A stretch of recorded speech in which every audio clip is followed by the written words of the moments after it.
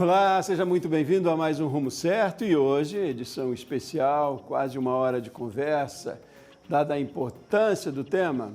Olha só, duas palavrinhas em inglês estão, ou pelo menos deveriam estar, à frente aí dos negócios de qualquer empresário hoje em dia. Customer Success, tradução literal para sucesso do cliente, e que pode representar um diferencial nos seus negócios. Vamos falar sobre isso hoje. Comigo um especialista no assunto, está aqui lá de Florianópolis, Santa Catarina, Iran Damin, especialista em Customer Success. Iran, seja muito bem-vindo, muito bom tê-lo aqui conosco. Muito obrigado. Muito obrigado a você por disponibilizar o seu tempo, compartilhar seu conhecimento. Iran, e antes da gente entrar no tema propriamente, me fale um pouco mais lá de você, da sua trajetória, o trabalho que você desenvolve hoje também. Legal. Eu estou mais ou menos aí há 20 anos no mercado, onde mais ou menos aí 11 anos já trabalhando com atendimento, trabalhando com Customer Success, justamente o sucesso do cliente. Durante minha carreira já atendi mais de 250 clientes, sou autor de 2 livros, Customer Success, Sucesso das Empresas Focadas em Cliente, foi best-seller, acabei de lançar o segundo. E sou reconhecido pela americana Success Coaching por 3 anos consecutivos, uma das 100 maiores estrategistas na área do mundo. Mais ou menos por aí. Ótimo, tem muito conteúdo. Você tem 2 livros publicados. Vamos tentar pegar aqui pelo menos a sinopse dos 2 livros, que a gente já vai aprender muito aí, mas imagino que você tenha muito conteúdo para trazer para a gente. E aí, Iran, mas o que é hoje esse ativo que ganhou tanta força, que é o sucesso do cliente? Aliás, esse é um movimento novo, Iran? No Brasil, dá para dizer que ele está ganhando cada vez mais força, né? Não chega a ser um movimento tão novo assim. O Customer Success, ou já vamos traduzir, né? Vamos falar de sucesso do cliente, que fica a coisa mais fácil da gente conversar. Ele já vem praticamente desde 2012 nos Estados Unidos, ele chega no Brasil aqui em 2014, mas ele vem ganhando muita força pós-pandemia.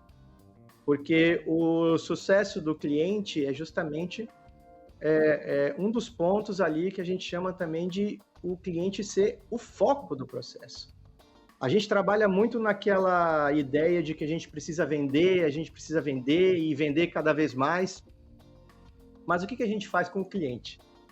E aí que vem toda a questão e todo o trabalho envolvendo o sucesso do nosso cliente após a aquisição, depois da venda. O que vem depois da venda? E aí é que a gente começa a trabalhar. Mas aí quando a gente fala sucesso, é satisfação? É quase que sinônimo? É uma das coisas. Eu acho que é um dos pontos. Quando a gente fala em sucesso do cliente, é justamente entender assim, o que nós, enquanto venda, resolvemos para o nosso cliente. E depois que a gente vendeu para o nosso cliente, será que ele conseguiu êxito naquilo que a gente vendeu? Seja um produto, seja um serviço. O que será que nós conseguimos levar de sucesso para quê? Para que principalmente ele volte a comprar comigo e gere cada vez mais receita para a minha empresa.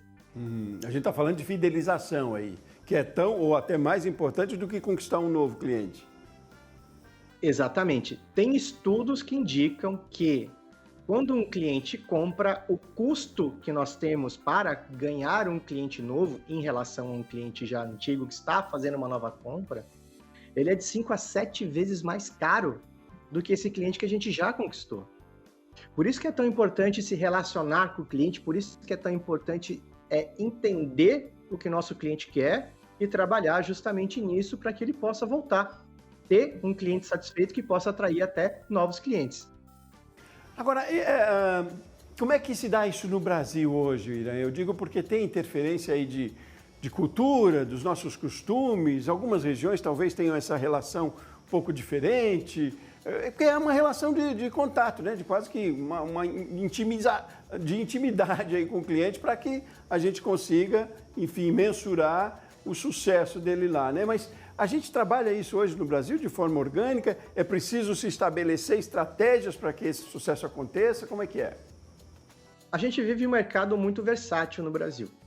Nós temos diversos nichos, nós temos diversos produtos, nós temos diversos serviços. Porém, todos eles têm um ponto em comum, que é o cliente.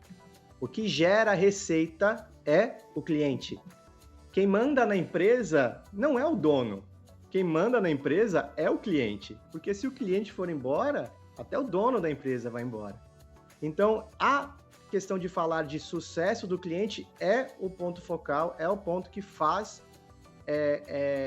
um dos pontos de sobrevivência das empresas no mercado hoje, não tenha dúvida nenhuma de que estar focado no cliente é um dos pontos de solução que elas precisam trabalhar, não importando o tamanho, não importando o nicho, não importando aonde ela se encontra. Claro, falando de Brasil, nós temos milhares de culturas. Se a gente pegar a cultura do Sul, ele é diferente da cultura do Norte, que é diferente da cultura do Nordeste, que é diferente da cultura do Sudeste, do Centro-Oeste. Cada região é específico, mas quando a gente fala de cliente, a gente fala em se aproximar. Estar cada vez mais próximo do cliente e, principalmente, entender o que ele quer hoje e o que ele quer amanhã. Uhum. Pois é, e o que ele quer hoje, o que ele quer amanhã? Está muito relacionado à qualidade do que ele compra ou do serviço que ele recebe, está relacionado ao atendimento antes e no meio e depois, enfim, e qual é o ponto mais, não digo mais importante, mas dentre todos aí, que você destacaria de muita importância, de muita relevância nesse sucesso ou no sucesso do cliente? Vamos começar por um ponto aqui, que é muito importante. Eu costumo dizer, e brincando, que nós somos implacáveis como consumidores. A gente não aceita ser mal atendido. Nós estamos pagando por um produto, nós estamos pagando por um serviço e a gente quer ser, em primeiro lugar, bem atendido. E isso não começa na venda. Isso que é interessante, começa antes mesmo da venda. Ela começa já no processo em que a propaganda que a gente faz, e não precisa ser na propaganda de uma maneira geral, o próprio boca a boca, ele já é uma indicação muito forte.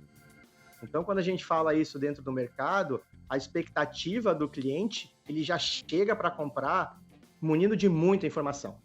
Ele já pesquisou na internet, ele já falou com os amigos, ele já foi nas redes sociais.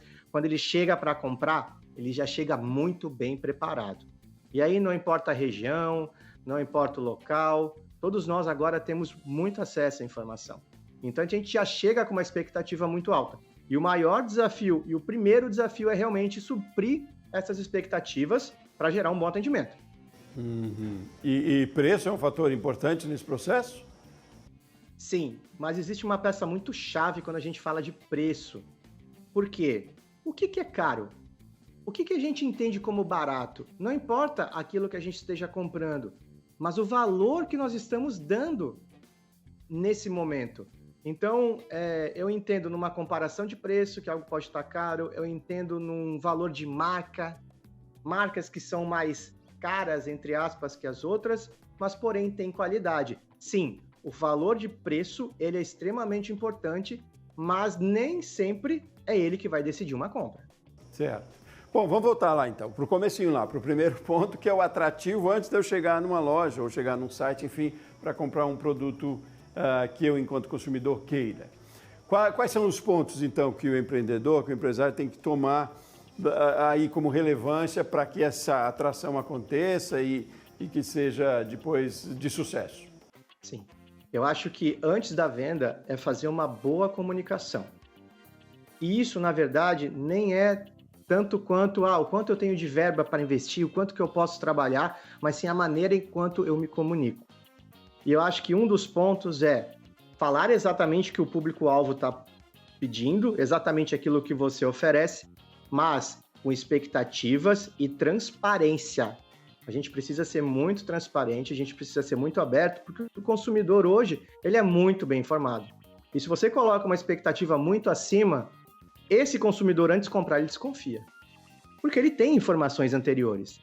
Então, um ponto muito importante é saber se comunicar, saber usar uma boa linguagem, mas principalmente ter transparência. Uhum.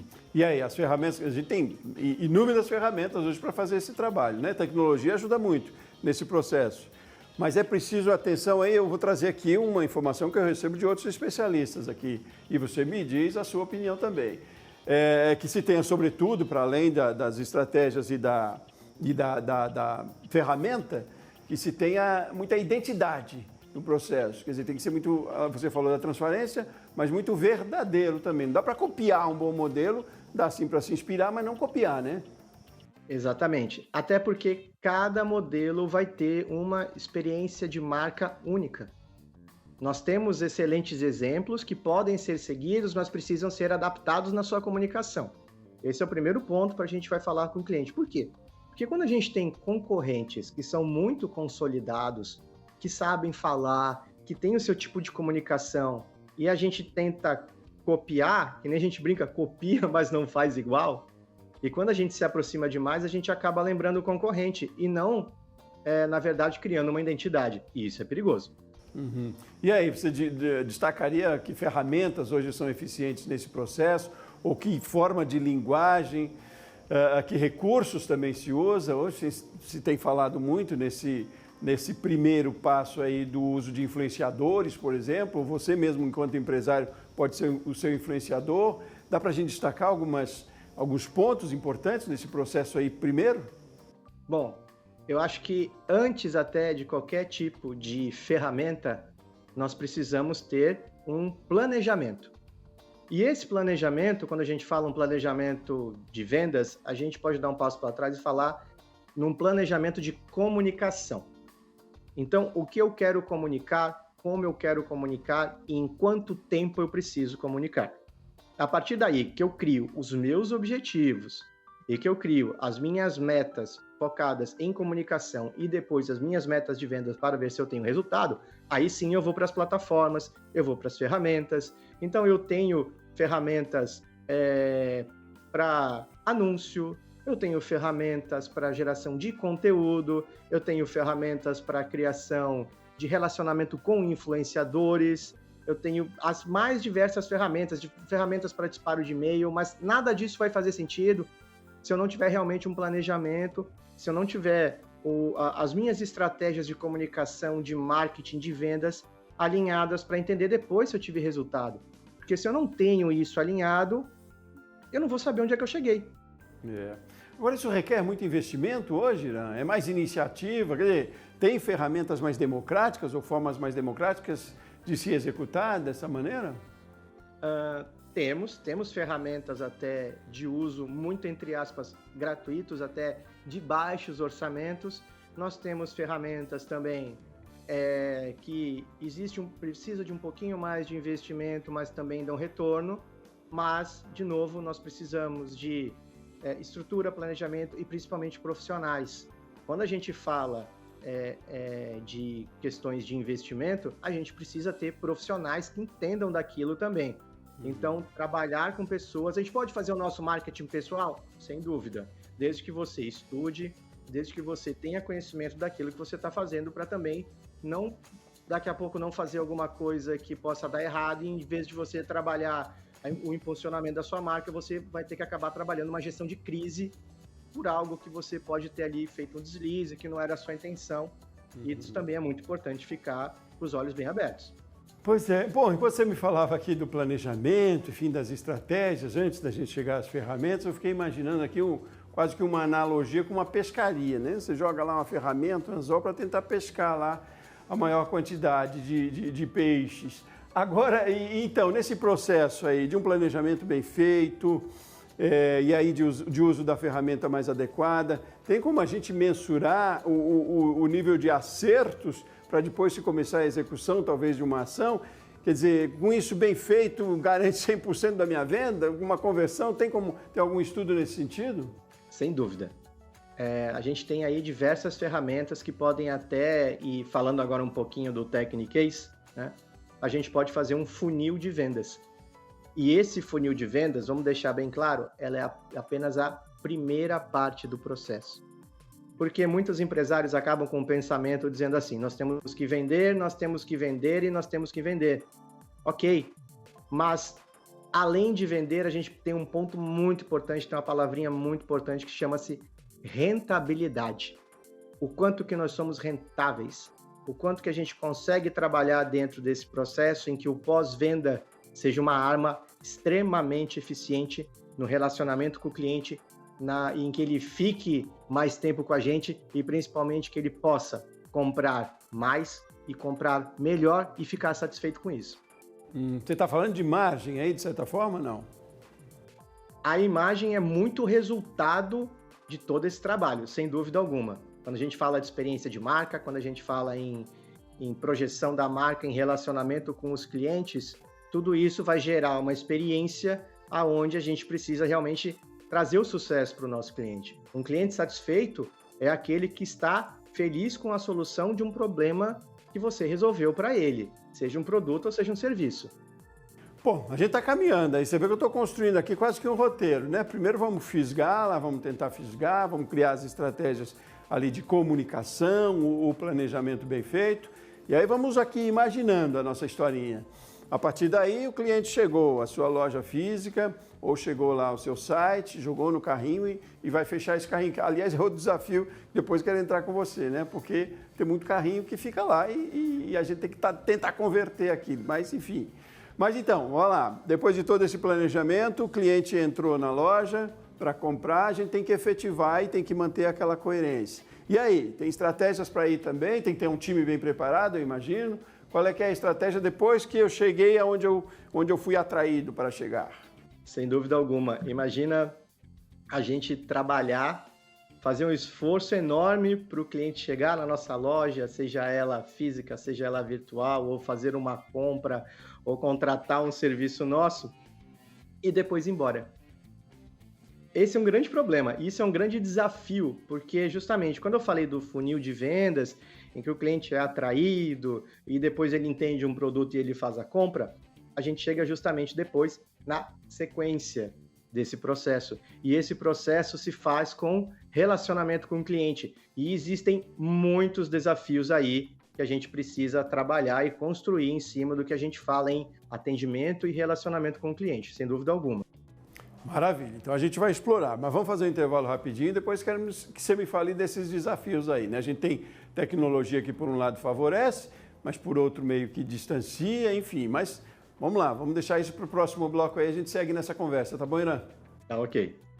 Combinado com você de casa também? A gente faz uma paradinha rápida aqui, mas volta com o Rumo Certo já já.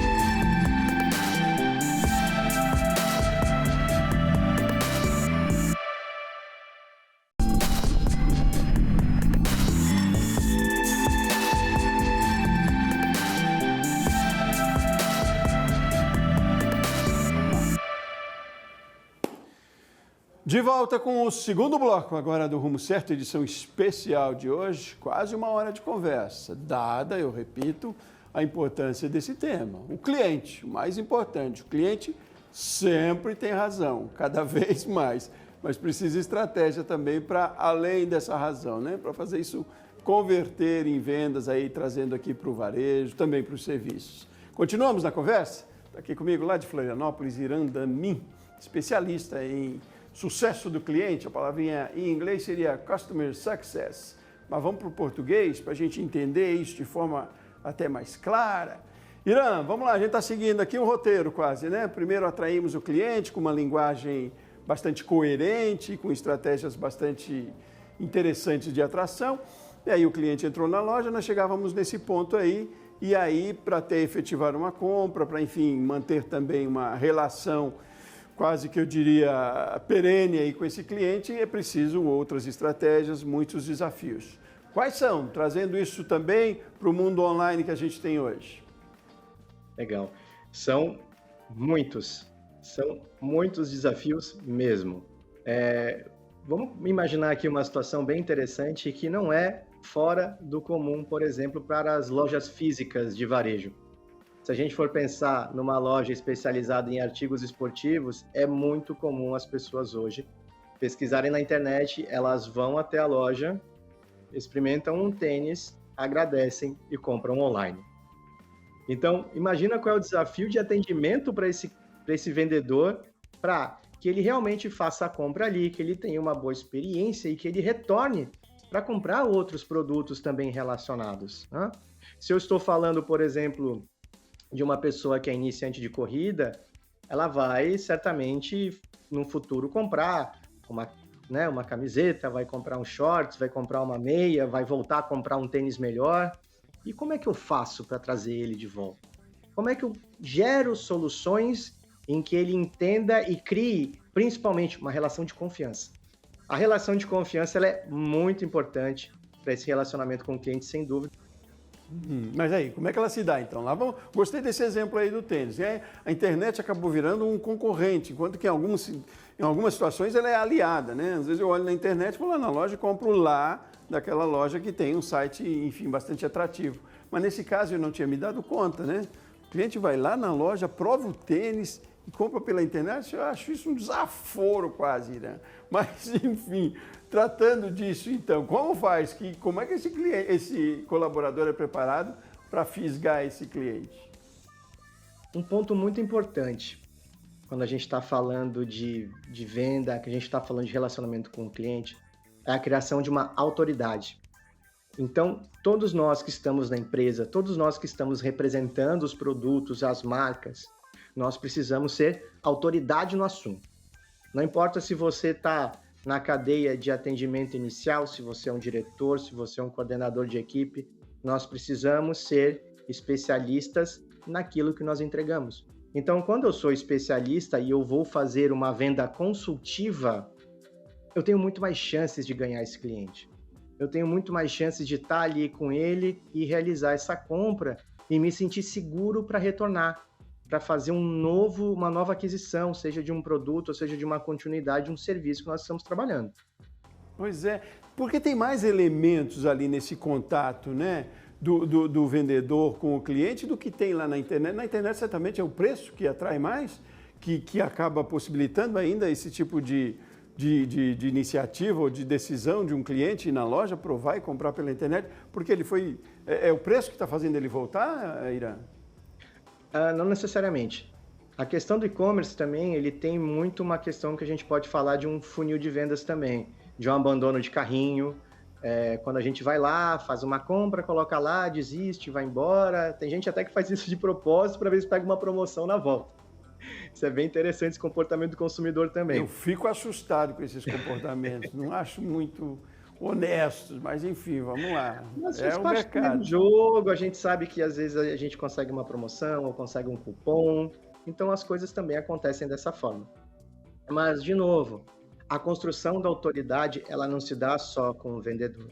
Quando o vendedor tem autoridade, a gente começa a fazer um fortalecimento da marca também. A construção da marca ela é muito importante e ela não é do dia para a noite. A construção da marca ela demora, ela se faz na comunicação, ela se faz um contato com o cliente e com isso as lojas também vão ganhando essa autoridade. Então, quando eu consigo explicar bem, eu faço uma boa navegação, eu consigo ter entendimento do produto, eu consigo comparar ele com outros e entender que a minha melhor decisão foi a que eu tomei, nós conseguimos gerar uma excelente experiência também de compra. O que a gente pode trabalhar depois é um relacionamento com esse cliente para que a gente possa dar continuidade a um atendimento, a um relacionamento, ao impacto da marca nesse cliente de uma forma muito amistosa, de uma forma que faça com que ele queira voltar ou que ele fique mais próximo dessa marca. Ótimo. E como é que é, então, esse relacionamento depois? Bom, ele se dá justamente com um bom trabalho de comunicação, né? A gente pode fazer com uma promoção de e-mails, a gente pode fazer com campanhas de recompra, a gente pode fazer um relacionamento com esse cliente dando novas oportunidades. Se a gente tem uma loja física, levar esse cliente para uma loja física, impactar esse cliente com influenciadores. Então, tudo isso faz do que o composto de marketing trabalhe para que possa atingir esse cliente. Tem um equilíbrio nessa relação aí, eu digo um bom senso, para que não seja invasivo também. Tem que tomar esse cuidado. Como é que funciona isso no mercado? Sem dúvida alguma, né? O que nós estamos falando também aqui é de um mercado que a gente chama, vamos botar um techniquez de novo, bem explicativo, que é o B2C, o B2C, quando a gente fala em inglês, né? Ou de empresas para pessoas. A gente pode falar também de empresas para empresas.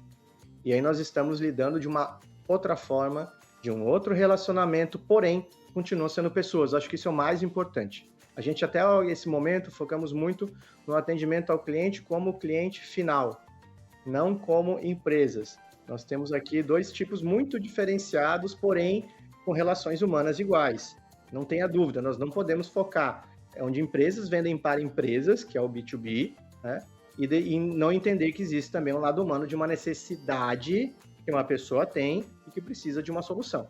Certo. Agora, me fale também nessa relação, a gente falou aí a partir depois de uma efetivação de uma compra, por exemplo, trazendo lá para a empresa e cliente, e aí você falou da importância de se estabelecer um relacionamento para uma fidelização, para que ele volte, ou compre até mais de um produto naquela vez que foi à loja.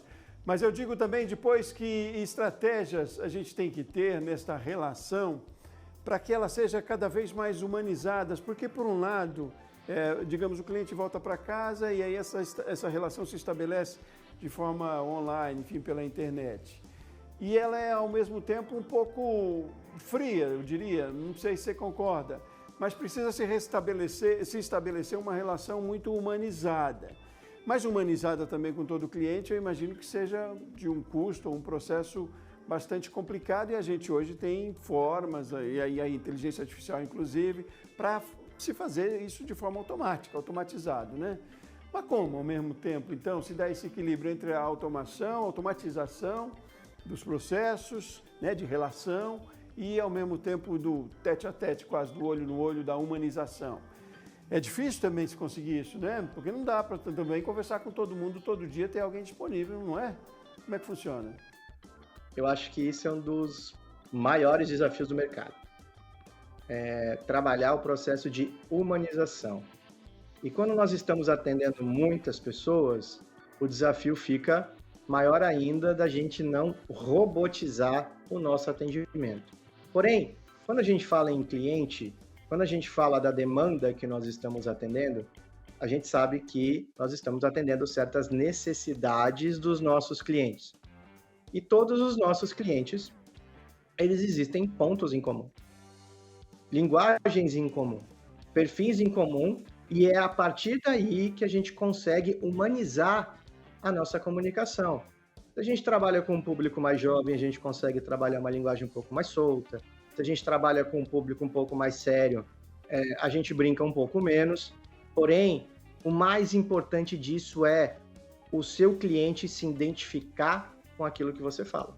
Esse é o ponto mais importante. É a partir daí que a gente começa a humanizar a nossa comunicação. E não precisa ser algo muito solto demais, ou às vezes sério demais, mas até mesmo num autoatendimento, quando nós estamos buscando, e existe esse autoatendimento, a gente precisa ter o quê?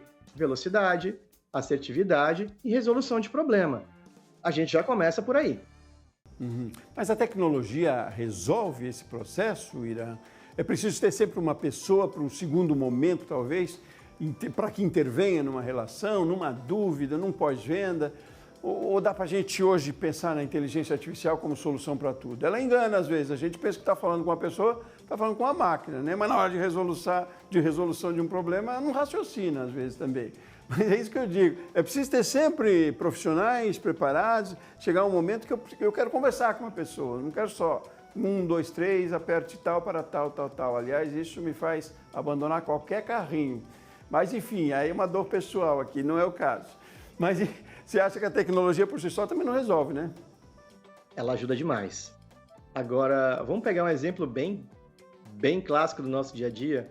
Vamos pegar os autoatendimentos de banco, que a gente consegue fazer milhares de coisas, só que se a gente for prestar atenção, na maioria dos bancos, ainda existe uma pessoa com aquela, né, não sei se é bem jaqueta, com uma plaquinha, o posso ajudar.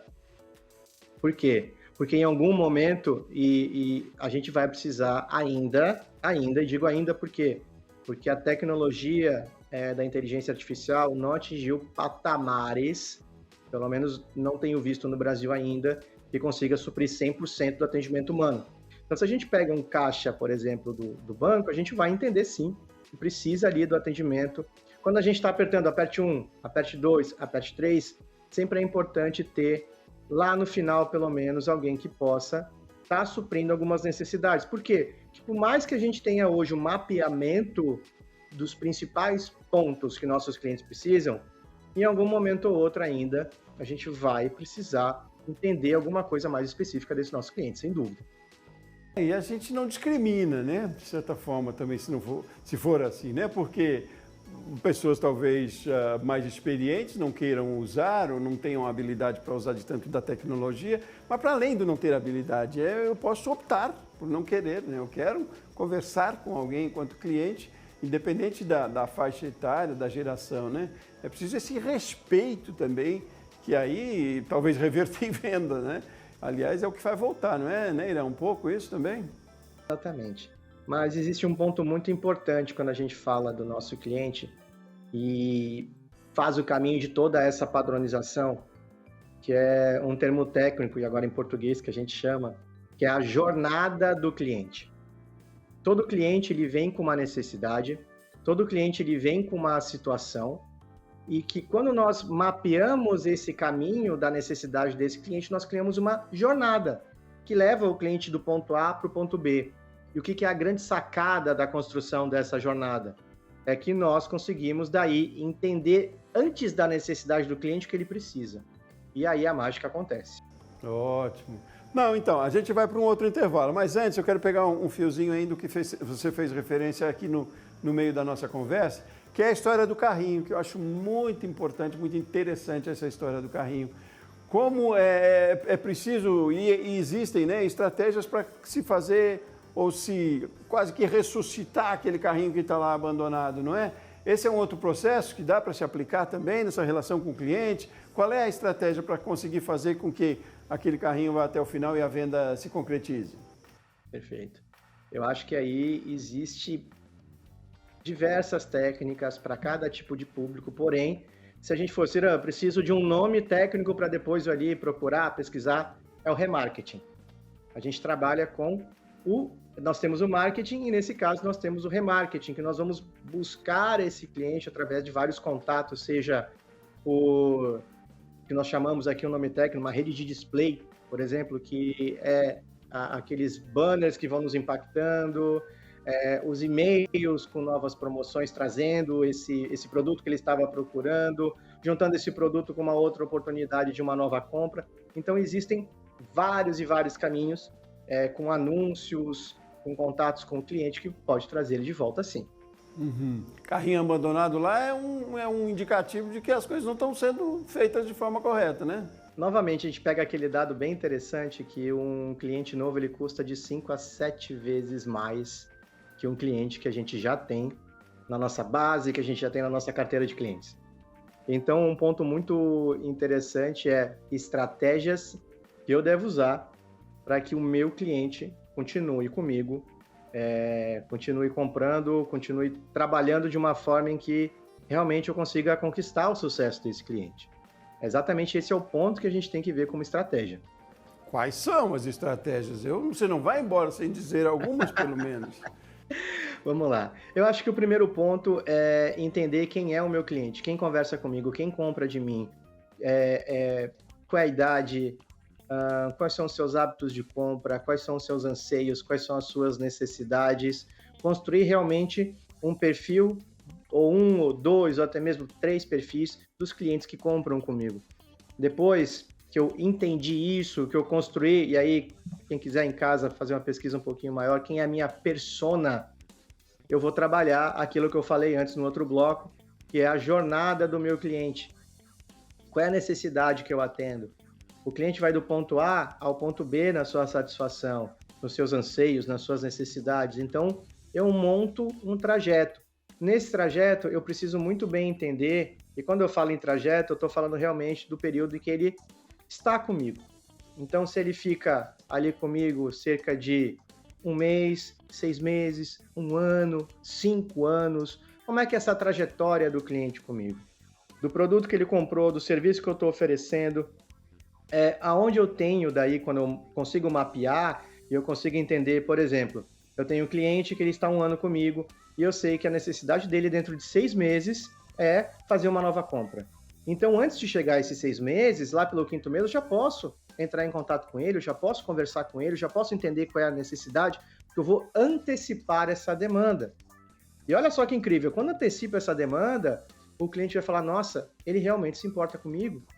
Ele já sabe que eu tenho essa necessidade. E aí a coisa vai acontecendo. Sim, você cria uma relação de confiança ali, de valorização, né, Irã? Agora, Irã, independente dessa, sabendo de uma data que o cliente vai precisar, talvez de um produto ou de um serviço, mas no processo, digamos, que eu vá a uma loja e compre um sapato, vai. E aí, até quando eu, enquanto empresário, devo talvez avançar nesse processo, né? De pós-venda, de saber se ele ficou satisfeito, enfim. Há um limite também de tempo aí para que isso, de novo, eu volto lá naquela questão, não seja invasivo. Como é que é? É delicado isso? É muito importante para cada modelo de negócio a gente entender o tempo de uma pesquisa de satisfação. A pesquisa de satisfação, eu entendo ela como fundamental justamente para a gente ter um retorno daquilo que o cliente comprou. Porque é muito melhor a gente ter essa informação vinda do cliente do que a gente não fazer essa pesquisa e começar a receber reclamações nas nossas redes sociais, por exemplo. Ah, vamos pegar o exemplo do sapato. Ah, eu comprei o sapato e ele não durou 3 semanas. Ah, eu comprei e já estourou um ponto ali do meu sapato, a sola não aguentou. Quer dizer, poxa, se eu tivesse perguntado para o meu cliente em tempo hábil, talvez eu conseguisse ter um relacionamento muito mais fácil do que tentar apagar um incêndio numa internet onde está todo mundo vendo aquilo. Então, sim, é importante a gente ter esse acompanhamento para entender se o cliente teve sucesso ou não. Eu digo isso até, me teve a ideia dessa pergunta por uma experiência própria, né? Eu realmente comprei um calçado num lugar e uma semana depois, talvez, a moça me ligou para saber se estava confortável, se estava bem com aquele sapato. Mas me surpreende que nunca mais me ligaram também. Então é isso. Até onde vai a pesquisa de satisfação? Que é, no primeiro momento, me senti muito valorizado, muito atendido, né? Mas no segundo não houve mais. É lógico, também não voltei mais à loja, né? Talvez tenham isso também, tem um limite. Não dá para ficar também te paparicando o tempo inteiro, né?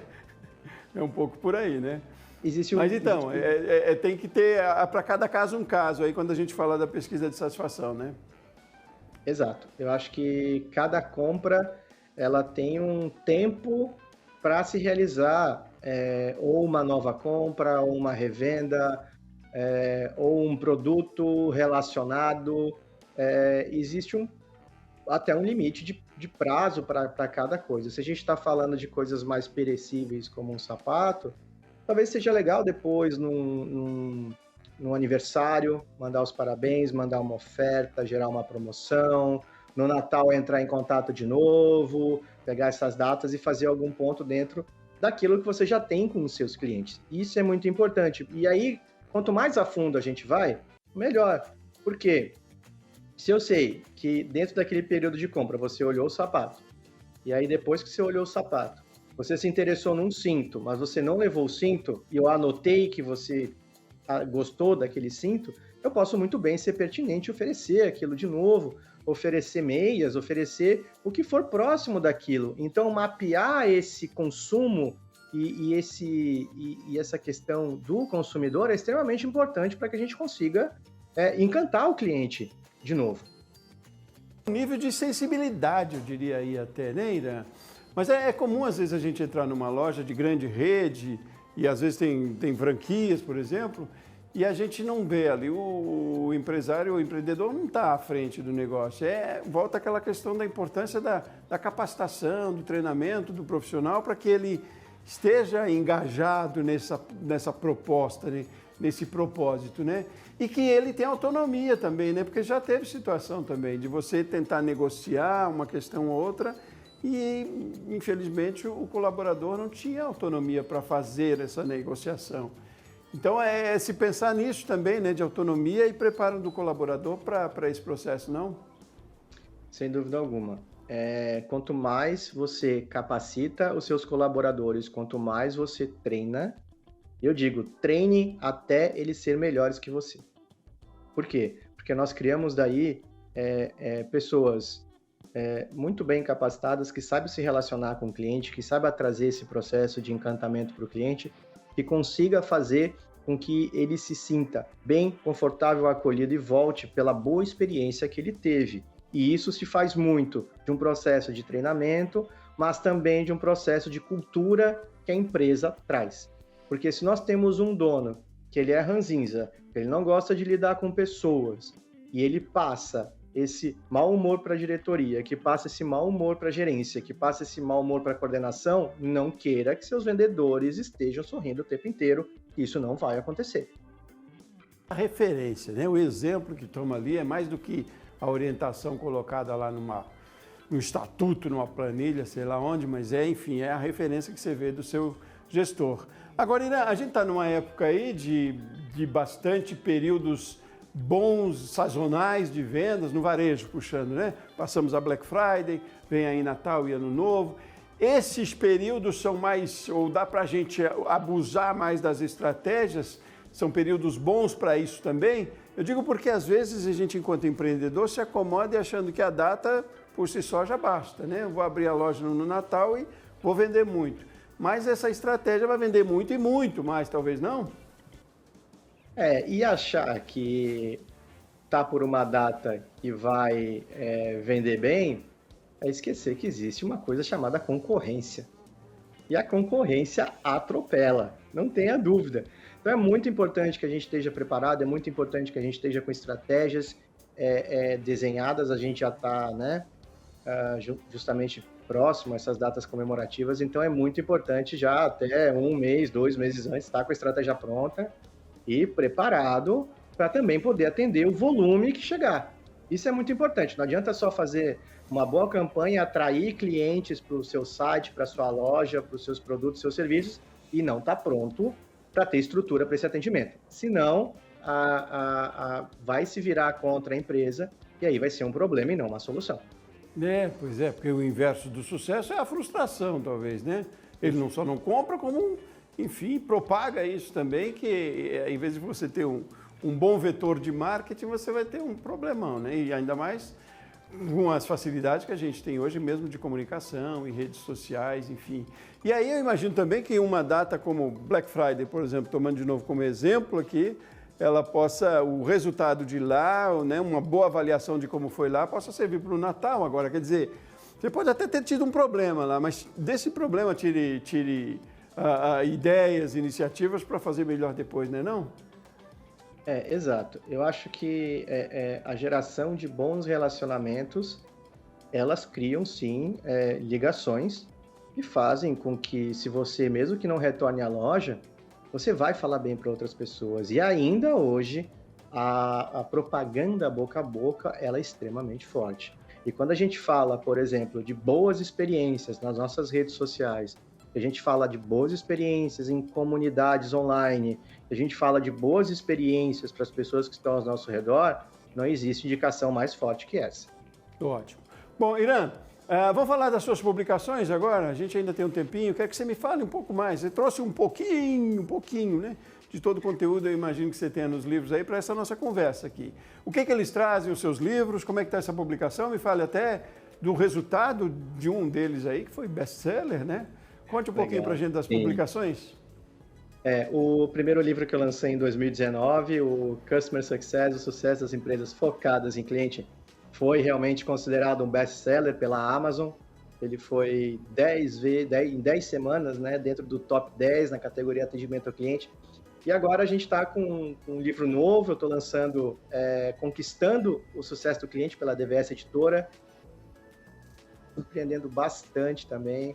Está vendendo muito e está ensinando as pessoas a como conquistar realmente o sucesso, como fazer com que essas pessoas venham à recompra, que empresas focadas em empresas consigam conquistar os seus clientes, entender essas demandas e realmente venderem ainda mais com a metodologia de Customer Success ou o sucesso do cliente, como a gente estava conversando até agora. Isso, eles são voltados para o vendedor, para o gestor. Qual é o público dos seus clientes? Ele trabalha de tudo um pouco. Ele é principalmente focado em empresas que queiram causar um bom atendimento para, principalmente as outras empresas. Ele tem um foco um pouco de business, que a gente fala, né? Mas ele é focado justamente em entender o comportamento do cliente, tanto na parte do atendimento, na frente ali, no front do atendimento ao cliente, para realizar excelentes experiências com ele, bem como se você precisa, desde o início, formatar dentro da sua empresa o departamento de sucesso do cliente, você também vai conseguir. E qual é a dinâmica lá do livro? Você traz exemplos, você traz orientações pontuais, como é que acontece? Trago. Ele funciona mais ou menos como... A ideia que eu quis trazer é como se eu estivesse conversando com essa pessoa no momento em que ela está ali, passando aquela necessidade de fazer uma construção diária, ou um cliente não quer mais ser atendido, o que eu faço? O cliente está reclamando, como é que eu trabalho? O cliente está feliz, como é que eu posso potencializar a felicidade desse cliente? Então ele vai lá, abre o livro, chega ali no capítulo em que eu estou falando sobre determinado tema, e ali vai ser mais uma conversa junto com essa pessoa, junto com esse leitor, e eu passando dicas e processos e como conduzir cada situação que esse cliente está passando. Bom, é um livro, eu diria que não é nem de cabeceira, né? É um livro de balcão. Ele deve estar ali na frente do seu balcão. Aliás, se eu, quanto cliente, chego numa loja que tem um livro desse ali no balcão, na hora do caixa, já me dá a ideia de que o empreendedor, enfim, o vendedor está preocupado comigo. Isso já é um sinal, já é um bom caminho. Então, você tem as duas, uma publicação vai sair ainda, né? A outra já foi lançada, né? Não, já lancei, a primeira foi lançada em 2019, a outra já está aqui do meu lado. Mostra pra gente, opa, preciso ver. lá, então. Eu vi que você olhava para a bancada e ia perguntar se estava a publicação aí. Esse é o último, então. Esse aqui é o último, é o Conquistando o Sucesso do Cliente. Esse aqui também já está um sucesso de vendas e está aí em todas as livrarias, né? Livrarias físicas, né? E também em vendas online, ou pelo site da DVS Editora, ou pela Amazon, e por muitos outros canais de venda aí, você pode estar conseguindo o livro. E você está aí já com vendas interessantes, já uma procura boa. Uma procura muito boa. Aliás, até os livros que eu tinha comigo, já tive que pedir para a editora mais. Pô, mas é bom e é sinal de que tem muita gente interessada aí, interessada inclusive em conversas como a gente tem aqui. E a outra publicação você tem aí, não? Não, acabou. Está só online agora. É um bom sinal, um bom sinal. Mas enfim, é procurar na Amazon enfim, pela internet você chega a essa publicação, a essas publicações. Parabéns pelo seu trabalho aí. Que bom que você colocou isso também dessa forma, né? E a gente também sempre defende aqui que quanto mais conhecimento, mais sucesso a gente tem nos negócios depois.